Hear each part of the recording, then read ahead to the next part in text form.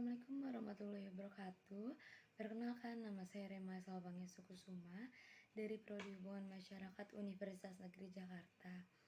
Saya perwakilan dari kelompok 2 yang akan membahas mengenai struktur dalam kebudayaan akar dari realitas. Sebelumnya, izinkan saya untuk memperkenalkan anggota kelompok saya yang terdiri dari Bunga Raisa Ramadhani, Idam Ciptaridas, dan Mindri Hatiasna. Akar dari realitas. Pertama, ada pengertian struktur dalam kebudayaan akar dari realitas. Struktur dalam merupakan suatu asumsi yang terbentuk tanpa disadari tentang bagaimana dunia ini bekerja. Hal inilah yang menyatukan suatu kebudayaan yang membuat budaya unik dan menjelaskan pertanyaan bagaimana dan mengapa dari tindakan kolektif suatu budaya. Inti dari struktur dalam suatu kebudayaan adalah organisasi sosial. Organisasi ini kadang-kadang merujuk pada institusi sosial, merupakan kelompok di mana anggota suatu kebudayaan beralih kepada hal-hal mengerti arti kehidupan dan cara untuk menghidupi hidup tersebut. Kedua, ada organisasi sosial yang bertahan dan berpengaruh dalam masyarakat menyangkut isu struktur dalam. Ada banyak kelompok budaya yang membantu proses adaptasi tersebut, juga memberikan petunjuk bagaimana bertingkah laku pada kelompok budaya tertentu. 3 organisasi sosial yang bertahan dan berpengaruh dalam masyarakat menyangkut isu struktur dalam ini adalah: pertama, ada keluarga; 2, negara atau komunitas; yang ketiga itu ada agama, cara pandang. 3 organisasi sosial ini berperan dalam hal menyetujui, mendefinisikan, menciptakan, menyebarkan, mempertahankan, dan menguatkan elemen dasar dan penting suatu kebudayaan. Institusi ini tidak hanya memiliki sejarah yang panjang, tetapi seperti yang dituliskan oleh Hausnetz dan Pankhurst juga bahwa hingga hari ini tetap merupakan komponen penting dari kehidupan modern. Struktur dalam budaya tujuannya adalah untuk melihat tempat tersebut, sehingga dapat lebih mengerti bagaimana dan mengapa budaya memiliki visi yang berbeda tentang dunia ini. Pertama, institusi struktur dalam membawa apa yang paling dipercaya suatu budaya. 3 institusi yakni keluarga, negara, dan agama membawa pesan yang penting bagi manusia. Orang tua Anda, komunitas, dan agama mengajarkan Anda yang penting dan apa yang harus Anda perjuangkan. 3 institusi struktur ini menolong Anda membuat keputusan dan pilihan mengenai bagaimana Anda menghidupi orang lain. Institusi ini mengajarkan bagaimana beradaptasi dalam sebuah rencana besar. Apakah Anda percaya pada takdir atau kebebasan dalam memilih? Pandangan yang benar dan salah. Mengapa ada penderitaan? Apa yang diharapkan dalam hidup? Kepada siapa Anda setia, dan bahkan bagaimana menghadapi kematian. Kedua, ada institusi struktur dalam dan pesannya yang bertahan. 3 institusi yang membentuk struktur dalam tetap bertahan mulai dari ketika zaman melukis di dinding gua Cro-Magnon muncul di selatan Prancis hingga kini. Kini dapat menelusuri pengaruh kuat dari keluarga, komunitas, dan agama. Kualitas dari institusi utama dalam budaya yang tetap bertahan ini termasuk pesan-pesan yang dibawa institusi tersebut bekerja sama untuk melestarikan budaya. Setiap generasi diberikan kebijaksanaan, tradisi, dan kebiasaan yang membuat suatu kebudayaan menjadi unik. Sebagai mahasiswa komunikasi antar budaya, bagaimanapun, kita perlu waspada bahwa kebencian yang dipendam lama yang menyebabkan selisih antara satu budaya dengan budaya lainnya juga bertahan. Perhatikan contoh nyata dari kepahitan dan dendam yang bertahan lama dalam semua bagian dunia ini. Contohnya di Eropa ketika kita melihat 600 tahun masa kekerasan nasionalisme yang terjadi di Balkan. Perkelahian dan kematian telah menjadi peraturan di Timur Tengah selama ribuan tahun titik pendeknya. Kekerasan terjadi di Sundan, perselisihan agama yang sedang terjadi Tanah Perjanjian, dan keputusan Pakistan untuk menamakan bom nuklir pertamanya berdasarkan nama seorang martir di abad ke-6 yang melawan India memanifestasikan kenyataan sedih bahwa kebencian dan ketidakpercayaan itu masih bertahan. Ketiga, institusi struktur dalam pesannya yang sangat dirasakan. Ini membangkitkan perasaan emosi yang mendalam. Dapat terjadi dan terlihat respon emosional orang di seluruh dunia mengenai isu struktur dalam ini ketika di surat kabar dan mall tercetak gambar karikatur Nabi Muhammad yang menurut jutaan kaum muslim menghina, karena umumnya kaum muslim menganggap bahwa setiap lukisan Nabi itu haram. Kerusuhan terjadi berhari-hari di Pakistan, India, Bangladesh, Filipina, Indonesia, dan di banyak negara lainnya. Ratusan ribu kaum muslim turun ke jalanan menentang gambar karikatur tersebut dengan membakar, menginjak-injak, dan meludahi bendera Denmark sambil mengucapkan Allahu Akbar dan terkutuklah Denmark. Kita bahkan dapat melihat kandidat presiden dalam kampanye pemilihan presiden pada tahun 2008. Siapa yang mengenakan dan tidak mengenakan pin bendera Amerika pada pakaiannya. Negara dan agama telah mengirim laki-laki dan perempuan muda ke medan perang, dan politisi berusaha untuk memenangkan pemilihan dengan menghasut orang-orang untuk menyadari akan pentingnya Tuhan, negara, dan keluarga, terlepas dari latar belakang budaya seseorang. Dalam setiap hierarki nilai budaya, kita akan menemukan kecintaan terhadap keluarga, Tuhan, dan negara berada dalam urutan teratas. Keempat dan yang terakhir, ini adalah institusi struktur dalam menunjukkan identitas seseorang. Salah satu tanggung jawab terpenting suatu budaya adalah membantu anggotanya membentuk identitas mereka. Anda tidak lahir dengan suatu identitas, namun melalui interaksi yang tak terhitung jumlahnya. Anda menemukan siapa Anda, bagaimana Anda beradaptasi, dan di mana Anda merasa aman. Sharon juga menyatakan hal yang sama. Kita mempelajari identitas kita, siapa kita, melalui sosialisasi. Ketika Anda berhubungan dengan orang lain, Anda mulai mengembangkan berbagai macam identitas, seperti yang dikemukakan oleh Huntington. Setiap orang memiliki banyak identitas yang mungkin saling menyayangi atau menguatkan. Kekerabatan, pekerjaan, budaya, institusi pendidikan, pengikut, ideologi, dan lain sebagainya. Seperti yang Anda lihat, identitas kita menghubungkan suatu individu dengan kelompok budaya dan institusi utama budaya. Menurut Huntington, manusia menjelaskan dari mereka melalui keturunan, agama, bahasa, sejarah, nilai kebiasaan, dan institusi. Dapat Anda perhatikan bahwa pendapat Huntington pada dasarnya sama seperti yang kami ungkapkan sebelumnya, yaitu keluarga, gereja atau agama, dan negara, titik dengan kata lainnya. Ketika Anda berpikir tentang diri Anda sendiri, Anda lebih cenderung untuk menyimpulkan bahwa Anda merupakan bagian dari suatu negara, suatu keluarga.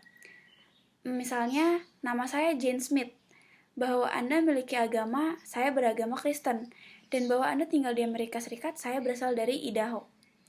Tanpa melihat latar belakang budaya, orang-orang mengidentifikasikan diri mereka sebagai bagian dari organisasi budaya ini.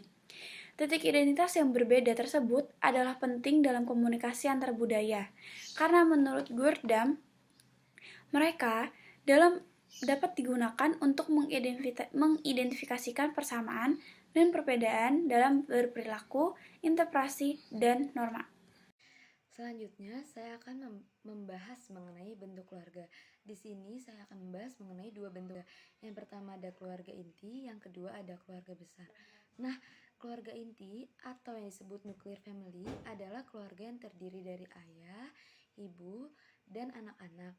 Keluarga inti ini disebut keluarga dua generasi yang merupakan pola yang paling khas di Amerika Utara dan menjadi hal umum di negara berkembang lainnya.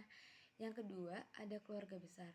Pengertian dari keluarga besar adalah keluarga inti yang ditambahkan dengan sanak saudara, misalnya kakek, nenek, keponakan, dan lain-lainnya. Dalam keluarga besar, Anda akan mengamati perilaku dan nilai yang berbeda dalam keluarga inti. Selanjutnya, ada peranan keluarga. Apa sih yang dimaksud peranan keluarga itu? Jadi, peranan pribadi dalam keluarga yang didasari oleh harapan dan pola perilaku dari keluarga, kelompok, dan masyarakat. Adapun berbagai peranan yang terdapat dalam sebuah keluarga ialah yang pertama, ada ayah sebagai suami dari istri dan ayah dari anak-anaknya. yang berperan sebagai pencari nafkah, pendidik, pelindung, pemberi rasa aman, serta sebagai kepala keluarga, sebagai anggota kelompok dari sosialnya, serta sebagai masyarakat dari lingkungannya. Yang kedua, ada ibu. Ibu sebagai istri, ibu dari anak-anaknya, ibu mempunyai peranan untuk mengurus rumah tangga, sebagai pengasuh, dan pendidik anak-anaknya. Bisa juga sebagai pelindung dan sebagai salah satu kelompok dari peranan sosialnya, serta sebagai anggota dari masyarakat di lingkungannya. Di samping itu, ibu juga dapat berperan sebagai pencari nafkah tambahan dalam keluarganya. Nah, yang terakhir ada anak-anak. Anak-anak yaitu tugasnya melaksanakan peranan psikosoial sebagai dengan tingkat perkembangannya baik fisik, mental, sosial, dan spiritual. Berikutnya ada komunikasi, budaya, dan keluarga. Mick Goldrick mengatakan bahwa keluarga seperti juga budaya bervariasi dalam segala hal, mulai dari pengertian budaya mengenai keluarga sampai kepada definisi waktu dari fase siklus hidup dan kewajiban yang sesuai dalam fase. Pemahaman terhadap variasi ini adalah penting bagi setiap orang yang berharap untuk mengetahui dari budaya lain. Selanjutnya ada sejarah. Sejarah merupakan saksi yang mentaksikan berlakunya waktu, mengeliminasi kenyataan, mementingkan memori, menyediakan petunjuk dalam kehidupan sehari-hari, dan memunculkan pengetahuan tentang zaman dulu.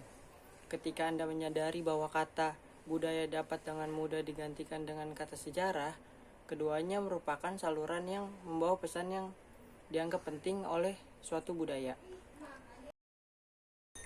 Ada sejarah Amerika. Setiap diskusi mengenai sejarah Amerika harus dimulai dengan analisis mengenai orang yang membentuk Amerika Serikat. Imigran pertamalah yang pertama kali menetapkan apa yang harus diikuti mulai dari tahun 1607 sampai sekarang. Pendatang yang pertama ini merupakan suku Anglo-Saxon, membawa nilai budaya Inggris, sistem hukum Inggris, dan organisasi perdagangan Inggris yang umum selama abad ke-16. Ketika penghuni pertama mulai meletakkan pancang, mereka dihadapkan pada tingginya gelombang imigran non-Anglo-Saxon. Keinginan dari orang Amerika untuk mencari dari apa yang kita kenal dengan mahkota atau the crown dan kuasanya juga dari gereja di Inggris, mendorong untuk bersatu. Dorongan ini mengarah pada bersatunya pendatang asal Inggris dengan pendatang asal Jerman, Irlandia, dan etnis lainnya menjadi masyarakat yang terdiri atas penganut Katolik, aliran Kongregasional, Metodis, Lutheran, dan Presbyterian, dan lain-lain sebagainya, serta menyatukan daerah utara, selatan, timur, dan barat dalam sebuah bingkai nasional. Menurut Cohen, pendiri Amerika Serikat bertujuan untuk menentukan negara yang berdasarkan pada kebebasan politik, peraturan hukum, mobilitas sosial, dan kesetaraan. Hasilnya adalah pemerintah yang dibentuk untuk memfasilitasi ekonomi, agama, dan kebebasan politik. Lahan yang luas dan kaya akan sumber daya yang mendorong implementasi ide ini dan kebebasan pribadi. Selanjutnya, yang kedua ada sejarah Rusia.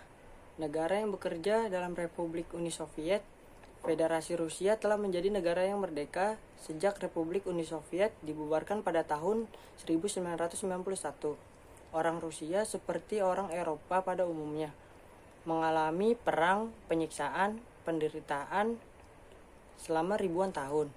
Rusia telah diserang dan diduduki oleh orang negara lain, termasuk Mongol, Jerman, Turki, orang kutub, Swedia, Prancis, Jepang, dan Inggris. Kota-kota di Rusia telah diduduki dengan brutal dan diperintah dengan tegas, di mana seluruh penduduk kota dan desa dibantai. Sebagai akibatnya, orang Rusia mengembangkan persepsi mengenai dunia dengan peristiwa perampasan Ibu Rusia atau Mother Rusia. Salah satu contoh yang paling nyata dari dominasi kasar penguasa di Rusia dimulai pada revolusi Bolshevik pada tahun 1917. Revolusi ini harusnya membebaskan orang Rusia dari ketidakadilan ekonomi dan tekanan oleh rezim tsar dan memberikan kelompok pekerja suara politik.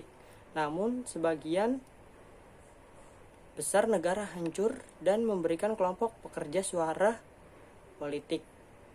Selanjutnya ada sejarah Cina. Sesuai dengan penemuan arkeologi, masa prasejarah Cina telah dimulai 5.000 tahun yang lalu. Masyarakat Cina mulai mengumpulkan catatan sejarahnya 3.500 tahun yang lalu. Selama pemerintahan dinasti Shang yang membuat Cina menjadi peradaban dunia yang berkelanjutan yang paling tua. Secara tradisi, masyarakat Cina benar-benar menggambarkan tanah air mereka sebagai kerajaan tengah, atau dalam arti yang lebih luas, pusat dunia. Memang sebelum zaman imperialisme Cina tidak memiliki saingan untuk posisi tersebut dalam hal geografis dan menganggap dirinya sendiri sebagai pusat pembelajaran, penemuan, budaya, dan kedaulatan politik di Asia. Nilai historis yang lain berkelanjutan sepanjang sejarah Cina adalah pandangan masyarakat Cina tentang marga dan keluarga lebih penting dari negara. Pentingnya kerabatan pada masyarakat Cina menjadi contoh lain dari ikatan yang terjadi antara sejarah budaya dan cara pandangnya terhadap dunia. Nilai penghargaan dan pembelajaran, dua sifat yang menandakan masyarakat Cina modern, juga telah memiliki tradisi historis yang panjang. Zhou bahwa Cina telah siap untuk membangun sekolah 3.000 tahun yang lalu. Selama masa pemerintahan dinasti Han, universitas lamanya telah berdiri dan sistem ujian pegawai negeri telah ditetapkan. Ujian tersebut terus dilaksanakan hingga awal tahun 1900-an. Berusaha untuk menunjukkan pengaruh hubungan keluarga atau politik dan menjadi dasar untuk menghargai seorang individu. Hal tersebut menyediakan jalan bagi petani yang paling rendah untuk naik ke tingkat sosial yang paling tinggi. Pandangan Cina sekarang ini dibentuk kuat oleh peristiwa sejarah yang terjadi 200 tahun yang lalu sampai tahun 1800-an. Kekuatan kolonial barat telah menguasai daerah Asia Timur dan mulai menuntut Cina untuk membuka diri terhadap perdagangan. Tuntutan ini ditambah dengan ketidakaktifan yang lemah dan pengadilan yang buruk. Cina yang korup akhirnya mengarah pada negara barat yang membentuk pengaruh lapisan individu di Cina. Akibatnya lapisan ini di dalam struktur koloni tersebut di mana orang yang menikmati hak khusus dan hak ekstrateritorial sebagai akibat dari pertumbuhan ekonomi Cina dan keinginan untuk berperan besar dalam kancah internasional. Banyak negara telah mengalami peningkatan hubungan antar budaya dengan masyarakat Cina. Assalamualaikum warahmatullahi wabarakatuh. Perkenalkan, nama saya Mintriati Hasna dari kelompok 2. Di sini saya akan melanjutkan materi presentasi, yaitu ada sejarah India. Jadi di India ini terdapat lebih dari 1,1 miliar jiwa yang terdiri lebih dari 2.000 kelompok etnis. Nah, mereka ini berbicara dalam 18 bahasa resmi. Selain itu, mereka juga mempraktikkan banyak ajaran agama, seperti ada Hindu, Buddha, Kristen, Sikhi, Jainisme, Parsi, dan masih banyak kepercayaan lainnya. Nah, pada saat itu Alexander Agung menemukan daerah India pada tahun 327 sebelum Masehi, yang terbagi secara politik maupun teritorial. Nah, hal tersebut maka benua ini sangat mudah untuk dikuasai. Nah, jadi benua ini terkonsolidasi ke dalam benua Maurya pada tahun 321 sampai 185 sebelum Masehi. Nah, selama dua era ini, ajaran Buddha dan Hindu tumbuh subur di negara India. Islam pertama kali datang di bagian selatan India, yang sekarang merupakan Pakistan. Penyerbuan Muslim ini mengalahkan umat Hindu dan menghancurkan kuil-kuil mereka. Nah, Kesultanan Delhi ini diambil oleh gelombang penyerangan Muslim. Nah, setelah itu kemerdekaan India diberikan oleh pemerintahan Inggris pada tahun 1947. Ini dibagi menjadi dua bagian, atau dibagi menjadi dua negara yang berkedaulatan, yaitu ada India dan Pakistan. Nah, pada tahun 1990-an, reformasi ekonomi dilakukan di negara India, sehingga membangkitkan India dalam ekonomi global. Nah, selanjutnya ada sejarah negara Meksiko. Seperti yang dikatakan Marel bahwa masyarakat Meksiko itu sangat menghargai dan bangga terhadap masa lalu dan tradisi mereka. Dan mereka tidak akan menukar Meksiko Amerika. Kelima ada revolusi, dan yang terakhir keenam ada Meksiko modern. Nah, selanjutnya yang terakhir ada sejarah peradaban Islam. Nah, mulai dari perspektif Muslim, masa awal khalifah menggambarkan masa di mana suatu pemimpin menguasai suatu daerah. Jadi persepsi itu bersatu padu setelah khalifah terpecah dalam berbagai dinasti. Nah, umat Muslim dari kelompok ini diidentifikasi diri mereka bukan dari negara atau etnik, tetapi sebagai umat Muslim.